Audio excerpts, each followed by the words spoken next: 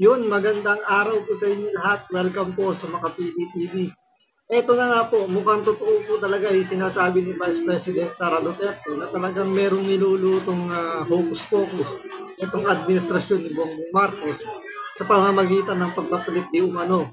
Papalit lang ito parang diversionary tactic lang to na para sabihin si Pangulong Marcos crime bust, corruption buster, napilitan daw mag-resign itong si Martin Romualdez para bigyan daan daw yung ginagawa investigasyon ng ICI, yung tinayong independent investigation ni Bongbong Marcos sa mga maanumalyang Marcos project, substandard project ng DPWH ng flood control.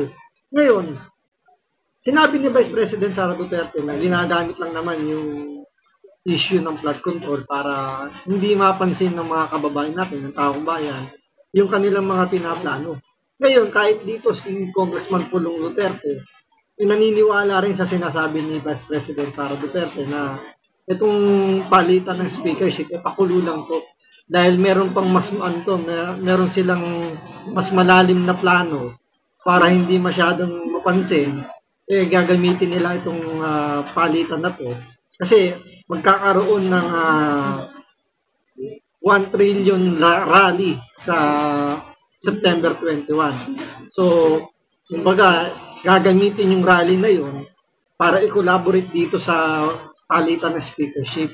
Kaya ito, panoorin po ninyo yung paliwanag ni Congressman Pulong Duterte na itong palitan na to, pakulo lang para sa kanilang mas maitim na plano. So, ito, panoorin po natin. Pero siyempre, bago ang lahat, kung hindi ka pa nakasubscribe sa Makapili TV, baka pwede naman pakipindot po muna i-subscribe button. At the same time, palike na rin po ng video, wala naman pong bayad. Kaya, pindot na sa ito, panoorin po natin.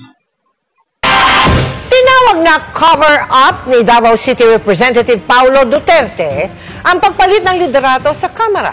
Alegasyon niya, pinili si bagong House Speaker Faustino D. III ng anak ng Pangulo at kapartido nitong si Congressman Sandro Marcos. Ang sagot ng mga leader ng Kamara sa pagtutok ni Jonathan Andal. Yun naman talaga yung yung nangyari din Pinili lang yan ni Martin Romualdez para maging dami, maging patit niya lang dyan. Siyempre, nanggaling lang naman niya sa circle ng mga deputy speaker ni Martin Romualdez. So, siyempre, kung ano man yung agendang iiwanan ni Speaker Romualdez, yun din naman yung magiging agenda nitong mga to. So, walang masyadong magbabago sa kongreso natin. Pero siyempre, kapag bigyan natin ng benefit of the doubt, makasakali nga naman na lumis ito ng landas doon sa tinatahak ni Martin Romualdez, baka sakali lang naman, pero huwag tayong masyadong papakampante dahil ito kapartido din ni Bongbong Marcos, na partido rin ni Sandro Marcos. So sabi ni Pulong Duterte, ang naglagay lang dyan o sino ang nagsuggest para maging House Speaker yan is mga Marcoses din. So walang pagbabagong mangyayari kasi kung talagang gusto ng revamp sa House Speaker, diba, sa buong House of Representatives, dapat magkaroon ng botohan. Ang tanong, bakit kaya walang lumaban, or sabihin natin, meron nang gustong lumaban, bakit hindi man lang nagkaroon ng nomination? Diba, maingay yung pangalan ng isang Gen Z daw na congressman, si Barsaga. Bakit hindi siya man lang tumayo, diba, para palitan o siya yung mamuno. Sabi niya kasi meron siyang parang gusto yata niyang agawin yung speakership.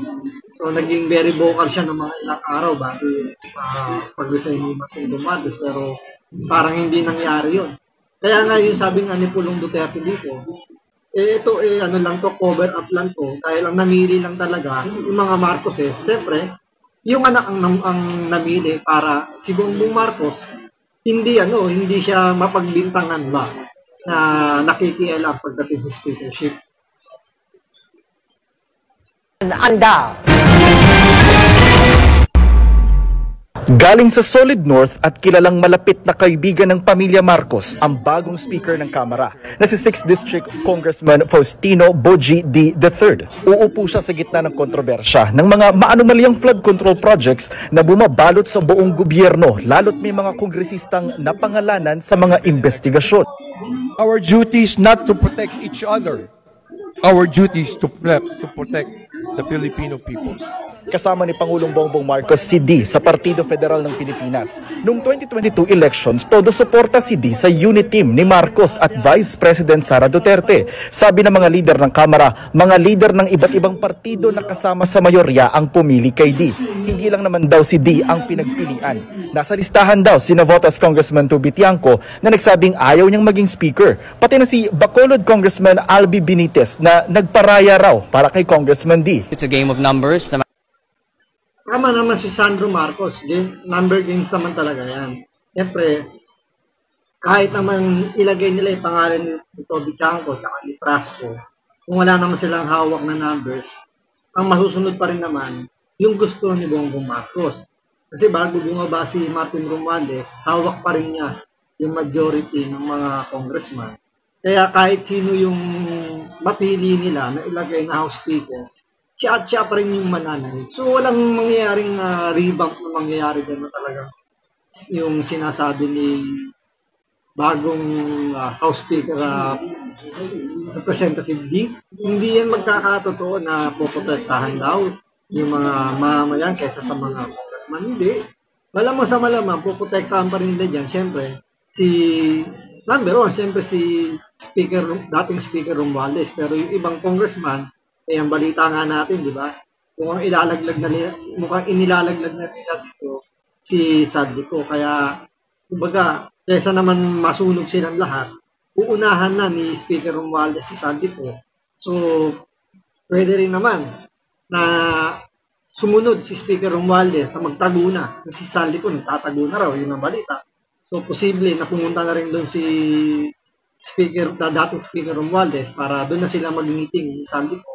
Kung ano yung susunod nilang magiging strategy, kundi uubra itong paotot nilang pag-resign ni Speaker Romualdez. Game of numbers, the magic number being 158. Kinausap at tinanong po namin ang mga party leaders kung sino sa tingin nila ang pwede maging speaker kapalit ni Speaker Martin Romualdez. At ang pangalan na lumabas lagi ay ang pangalan po ni Congressman Boji D. It was vetted by the party leaders, and outside from that, I can no longer say if there are any others who influenced the selection of Representative Boji D. Ang bagong speaker ng Kamara ay galing sa political clan ng mga D sa Isabela. Dalawang anak ni Speaker D ang nasa politika. Si Ino, mayor ng Etiague, si Kiko, vice governor ng Isabela. Dalawang pamangkin naman niya ay kasama niya sa Kamara na kinatawan ng ibang distrito sa Isabela.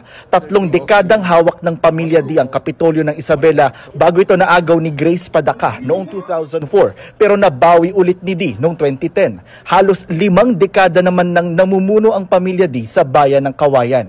Naging kinatawan siya ng 3rd District ng Isabela mula 2001 hanggang 2010. Naging gobernador at vice-gobernador din siya ng Isabela. Taong 2025 nang magbalik Kamara si D. Ang pagkakahalal kay D ay kasunod ng pagbibitiw ni dating House Speaker Martin Romualdez na pinsan ni Pangulong Bongbong Marcos. At ang sabi ni House Majority Leader at Presidential Son Congressman Sandro Marcos, nagsabi mismo si Romualdez sa Pangulo ng desisyon niyang mag-resign at nirespeto naman daw ito ng Presidente. It was one of his... Ang tanong, bakit kailangan pa magpaalam ni Martin Romualdez na mag-resign siya kay Bongbong Marcos? Diba? Akala ko ba may separation of power yung dalawang chambers, yung executive at yung legislative. So, bakit kailangan magpaalam ni Speaker Romualdez? Pwedeng nagbibilin siya kay Bongbong Marcos kung ano yung dapat niyang gawin. Baka kasi masunog pa yung plano nila dito sa pagpapalit ng speakership sa House of Representatives.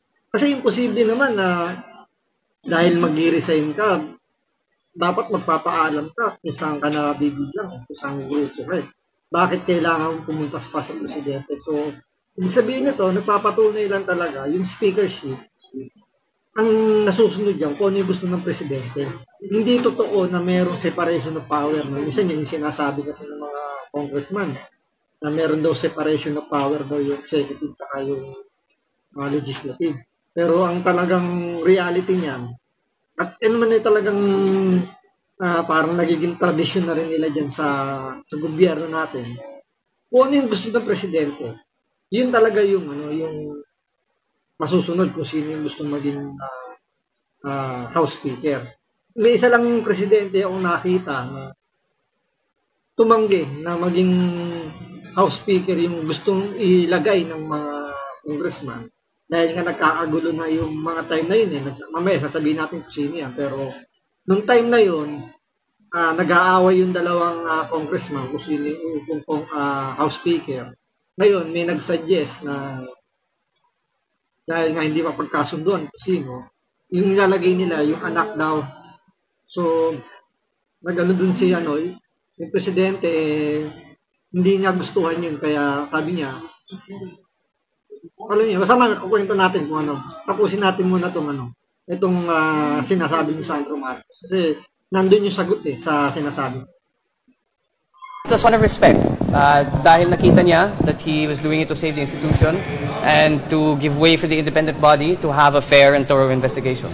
Maging si Romualdez daw ay nanghingi ng suporta para kay D. Magkasama rin silang dalawa sa pinatawag na meeting ng lakas bago ang plenary session. Pero ang tawag ni Davao City Congressman Paulo Duterte sa nangyaring palitan ng liderato ay cover-up o takipan. Sabi niya ang anak ng Pangulo na si Majority Floor Leader Sandro Marcos ang pumili kay D na kaalyado rin nila. Hirit pa niya kay Pangulong Marcos kung seryoso ito na labanan ng korupsyon, bakit hindi raw agad kasuhan ng mga tiwaling mambabatas? Baka style niya yun nung anak.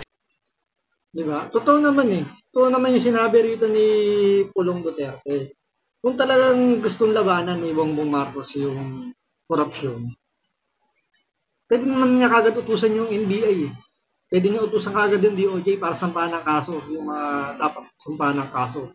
Pero hanggang ngayon kung isipin mo, hanggang ngayon hindi pa nagsisimula yung independent body na mag-iimbestiga rin sa flood control. Nakakailang hearing na yung House of Representatives, ganun din sa Senate, pero yung binuo ni Pangulong Bongbong Marcos na independent investigator, wala pang nasisimulan. Puro case build up pa rin yung ginagawa. Kaya nga dito nadali rito si Sandro Marcos kasi hindi niya alam yung kanyang sinasabi. Kasi nga sabi nga ni Pulong Duterte, di ba, na ang pumili lang naman na maging speaker yung si Sandro Marcos dahil magkapartido sila at partido niya rin yung tatay niya. So, ito yung sagot ni Sandro Marcos at ito rin yung magiging sagot ko doon sa sinasabi kong hindi nakialam ang presidente pagdating sa House Speakership. Batas. Baka style niya yun nung anak siya ng Pangulo, pero I can assure you that we are consultative with all the party leaders. Pwede mo silang tanungin. We met for plenty of weeks. Kung nagpakita sana si Kong Pulong dito sa trabaho at sa session, baka makikita din niya. But I'm sure he's busy. So, kahit wala naman si Congressman Pulong Duterte dyan, alam naman niya na hindi naman talaga pinili ng makaramihan sa mga congressman kung sino yung magiging speaker ng House of Representatives. Pero dahil nga doon, sabi niya, style lang daw ni Pulong Duterte, yung tatay niya, na nag-a-appoint. Ito, naaalala niyo yung si Alan Peter Cayetano at si Lord Alan Velasco, di ba, naglalaban sa speakership sa House of Representatives. So, hindi sila magkasundo kung sino yung upong speaker. So, naging suggestion nila, si Congressman Pulong Duterte na lang daw yung bilang House Speaker. At doon nag-agree, majority yung mga congressman, na sure win na si Pulong Duterte siya yung magiging House Speaker. Pero umalma si Pangulong Duterte, sabi niya, kapag pinilit niya maging House Speaker si Pulong Duterte, mag-resign siya as President. So nakita niyo yung delikadesa, nandun. Ayaw niya na magkaroon ng conflict of interest. Dahil nga may separation of power, dapat yung tatlong branches ng government. Pero inayawan ni Pangulong Duterte. Hindi kagaya dito kay Bongbong Marcos, pinsan niya yung nilagay niyang House Speaker. So alam naman natin na mayroon ng conflict of interest. Siyempre magkamag-anak na tuloy magbibigayan niya. Hindi naman pwedeng hindi Kaya kung isipin mo, hindi nag-aaway yung dalawa. hindi binabanatan ni Bongbong Marcos si Martin Romualdez, ganun din si Martin Romualdez, hindi nila pinupuna yung kapalpakan ni Bongbong Marcos tulad dun sa platform.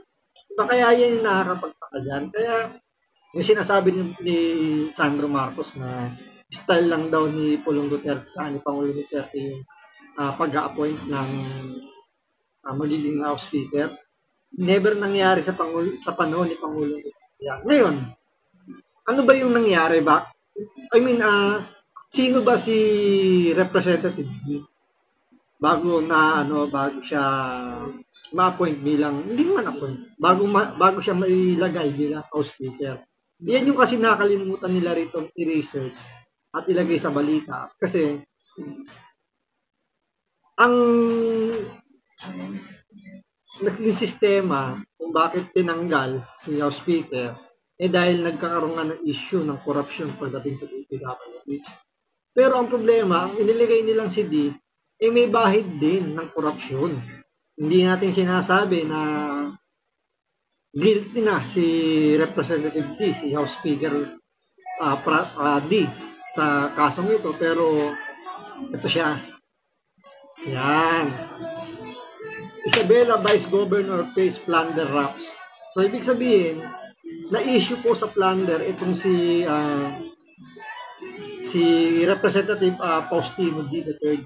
So, ito ay sinampa noong September 10, 2020. So, kung parang ang nangyayari rito, nagtanggal ka nga ng may issues corruption, tapos ang ilalagay ninyo, may issue rin ng corruption. So, paano na yung integridad ngayon ng House of Representatives? Kung yung mamumuno, may issue rin ng plunder, ng pandarambong, ng corruption. So, wala rin silbi na nagpalit pa ng leadership sa House of Representatives. Kung nailagay, ganun din.